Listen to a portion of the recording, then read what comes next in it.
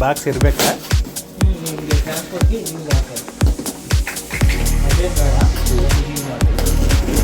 Top ತರಬೇಕಾದ್ರೆ ಕೆಲಸ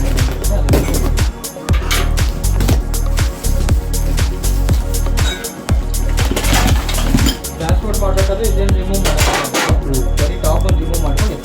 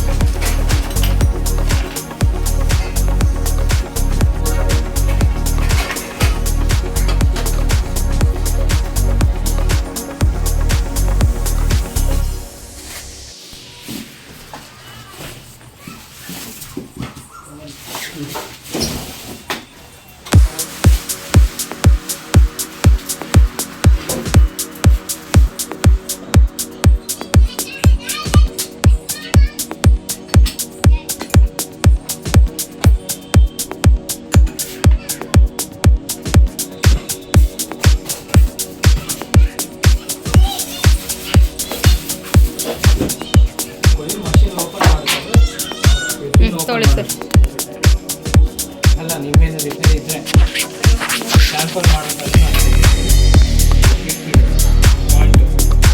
wire remove ಮಾಡಿಬಿಟ್ಟು ಎತ್ಕೊಂಬರ್ಬೇಕು. ಮಷಿನ್ಗೆ ಎಲ್ಲ ತೊಗೊಳ್ಬೇಕಾದ್ರೆ ಸಡನ್ನಾಗಿ ಇಟ್ಬಿಡ್ಬೇಕು. ಕನೆಕ್ಟ್ ಆಗಿಲ್ಲ ಕೆಳಗಡೆ ಟ್ರಾನ್ಸ್ಫೋರ್ಟು ಓಪನ್.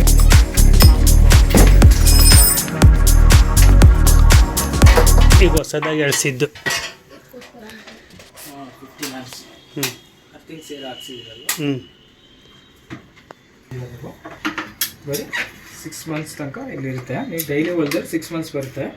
ಆಯಿಲ್ ಬ್ಲ್ಯಾಕ್ ಆಗೋಕ್ಕೆ ಮುಂಚೆ ಆಯಿಲ್ ಚೇಂಜ್ ಮಾಡಬೇಕು. ಇದರಲ್ಲಿ ಎಷ್ಟು ಬರ್ತದೆ ನೋಡಿ, 400 ml ಹಾಕ್ಬೇಕು ಆಯಿಲು. ಇದಕ್ಕೆ ಹಾಕ್ಬಿಡ್ಬೇಕಾ? ಇದಕ್ಕೆ ಹಾಕ್ಬಿಡ್ಬೇಕು. ಒಂದ್ಸಲಿ ಪೋರ್ ಮಾಡಿ ಹಾಕ್ಬಿಟ್ರೆ ಇಲ್ಲಿರುತ್ತೆ.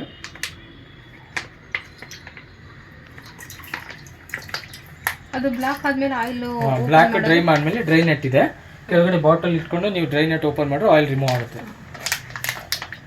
ಅದು 6 ಮಂತ್ಸೇ ಅಂತ ಇಲ್ಲ, ನೀವು ಹೇಗೆ ಹೊಲ್ತೀರಾ ನೋಡ್ಕೊಂಡು ಚೇಂಜ್ ಮಾಡಬೇಕು. ಅದು ಬ್ಲ್ಯಾಕ್ ಆಗೋಕ್ಕೆ ಬಿಡಬಾರ್ದು. ಯಾವಾಗೂ ಡೈರೆಕ್ಟ್ ಆಫ್ ಮಾಡಬಾರ್ದು. ಕೆಳಗಡೆ ನೋಡ್ಕೋಬೇಕು ಫಸ್ಟು. ಅಲ್ಲಿ ಆಫಲ್ಲಿ ಇರಬೇಕು, ಇಲ್ಲ ಆನ್ ಮಾಡಿಕೊಂಡು ಆಮೇಲೆ ಇಲ್ಲ ಆನ್ ಮಾಡಬೇಕು. ಈಗ ಆನಲ್ಲಿದೆ, ಈಗ ಆನ್ ಮಾಡ್ಕೋಬೇಕು. ಇಲ್ಲಿ ಮಷಿನ್ ಆಫ್ ಮಾಡೋಕ್ಕಾದ್ರೆ ಫಸ್ಟ್ ಇಲ್ಲಿ ಆಫ್ ಮಾಡಿ 10 ಸೆಕೆಂಡ್ ಆದಮೇಲೆ ಅಲ್ಲಿ ಆಫ್ ಮಾಡಬೇಕು. ಇಲ್ಲಿ ಸ್ಪೀಡ್ ಅಡ್ಜಸ್ಟ್ಮೆಂಟ್ ಇದೆ. ಡಿಕ್ರೀಸು ಇನ್ಕ್ರೀಸು, ಇದು ಡಿಕ್ರೀಸ್, ಇದು ಇನ್ಕ್ರೀಸು. ನೀವು ಕಲಿಯೋಕ್ಕಂತ 25 ತನಕ ಇಟ್ಕೊಳ್ಳಿ, 20 ತನಕ. ಆಮೇಲೆ ಬೇಕು 40 ಅಂದರೆ 4 ಅಂದರೆ 5000 RPM ಬರುತ್ತೆ ಇದರಲ್ಲಿ. ಆಯಿಲ್ ಯಾವಾಗಲೂ ಇದು ಬರಬೇಕು. ಇದಂದರೆ ಕರೆಕ್ಟ್ ಇದೆ ಅಂತ.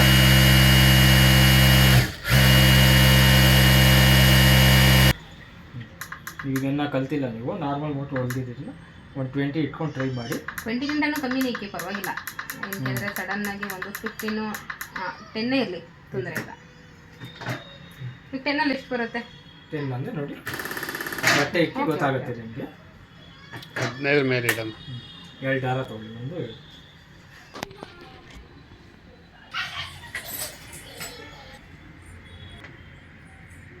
ದಾರ ಎತ್ಕೊಳ್ಳಿ ಆ್ಯಸ್ ಯೂಶ್ವಲ್ ನಾರ್ಮಲ್. ಆ ಮಷೀನಲ್ಲಿ ಹೆಂಗೆ ಎತ್ಕೊಂಡು ಫ್ರೀಯಾಗಿ ಬರ್ತಾ ಇದೆಯಾ? ಟೆನ್ಷನ್ ಎತ್ತು. ಕಾಲಲ್ಲಿ ಪೆಡಲ್ ತುಳಿದಿರ ಎತ್ತಬೇಕು. ಹಾಂ, ಇದೆ ಬಟ್ಟೆ ಎತ್ಕೊಳ್ಳಿ.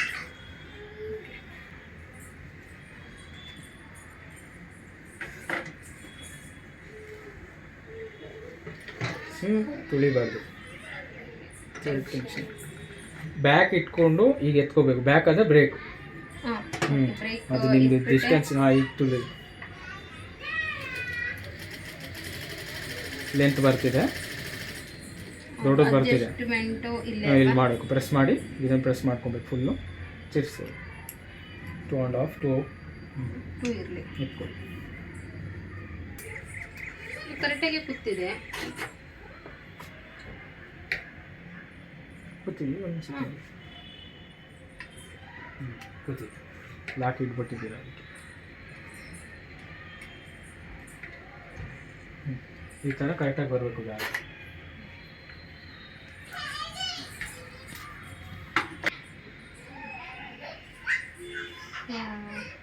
ಮಾಡಿ ಮಾಡಿ ನಾವು ಸ್ಟಾಪ್ ಮಾಡಿದ ತಕ್ಷಣ ಸ್ಟಾಪ್. ನೀವು ಕಾಲು ಎತ್ತಿದ ತಕ್ಷಣ ಸ್ಟಾಪ್. ಸ್ವಲ್ಪ ತುಳಿ ಸ್ವಲ್ಪ ಹೋಗುತ್ತೆ. ಸ್ವಲ್ಪ ತುಳಿ ಸ್ವಲ್ಪ. ಹಾಂ ಹಂಗೆ ಸೆನ್ಸರ್ ಕಂಟ್ರೋಲ್ ಇದು. ನೀವು ಎಷ್ಟು ತುಳಿತು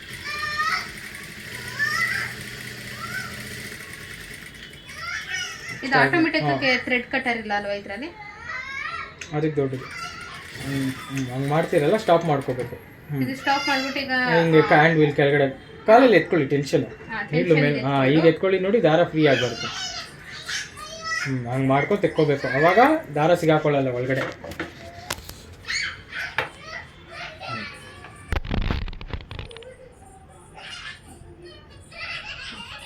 ಈ ಸೈಡಿಂದ ಈಗ ಒಳಗಡೆ ಈ ಸೈಡಿಂದ ಈ ಸೈಡ್ ಈ ಸೈಡ್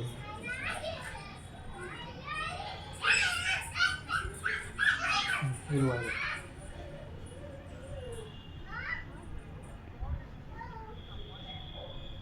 ಹಾಕೊಂಡ್ರೆ ಇದಕ್ಕೆ ಬಾಬಿಗೆ ಹಿಂಗೆ ಸುತ್ತಿ ಒಂದು 4 ಟೈಟಾಗಿ ಸುತ್ತಬೇಕು. ಲೂಸ್ ಆಗಿತ್ತು ಎಲ್ಲಿದೆಯಾ? ಅಲ್ಲಿಗೆ ಹೋಗ್ಬೇಕು. ಅವಾಗ ಲೂಸ್ ಆಗ್ಬಿಡುತ್ತೆ ದಾರ. ಅದು ಮತ್ತೆ ಗ್ಲೇಸರ್ದು ಇದು ಕೇಳೋರು ಮತ್ತೆ ಪಾರಾಕ್ಷನ್ ಕೊಡುವಂತ ಗ್ಲೇಸರ್ ಒಲೆಯೋ ಟೈಮಲ್ಲಿ ಹಿಂಗಿರಬೇಕು. ಬಾಬಿನ ಸುತ್ತೋ ಟೈಮಲ್ಲಿ ಹಿಂಗೆ ಬಟ್ಟೆ ಇಕ್ಕಿ ಇಲ್ಲ ದಾರ ತೆಗೆದು ತಗೊಂಡ. ಇದು ಫುಲ್ ದಾರ ತೆಗೆದಿರ್ಬೇಕಾ? ಇಲ್ಲ ಹೊಲಿತಾ ಸುತ್ತಬೋದು. ಇದೊಂದು ಬಟ್ಟೆ ಇಟ್ಟು ಗೊತ್ತಾಗುತ್ತೆ. ಟೆನ್ಷನ್ ಟೆನ್ಷನ್ ಇಲ್ಲೇ ಟೆನ್ಷನ್ ಇರ್ತದೆ. ಅದು ಅಭ್ಯಾಸ ಮಾಡ್ಕೊ.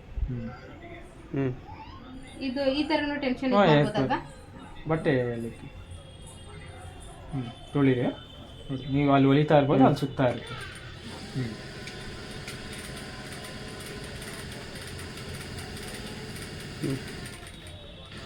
ನೀವು ಪಾಡಕ್ಕೆ ಸುತ್ತ ಹೊಲಿತಾ ಇರಿ, ಇಲ್ಲಿ ಸುತ್ತಾ ಇರಿ. ಬೇಡ ಅಂದಾಗ ರಿಲೀಸಲ್ಲಿ ಇರಬೇಕು. ಅದು ಸುತ್ತ ಆದ್ಮೇಲೆ ಅದೇ ರಿಲೀಸ್ ಆಗುತ್ತೆ.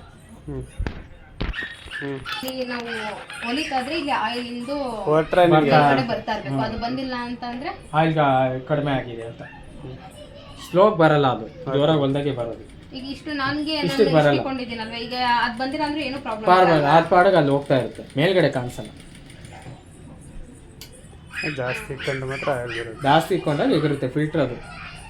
ಸರಿ, ಅದು ಬಿಟ್ಟು ಇನ್ನೇನು ಪ್ರಾಬ್ಲಮ್ ಇಲ್ಲ. ಇನ್ನೇನು ಬರಲ್ಲ.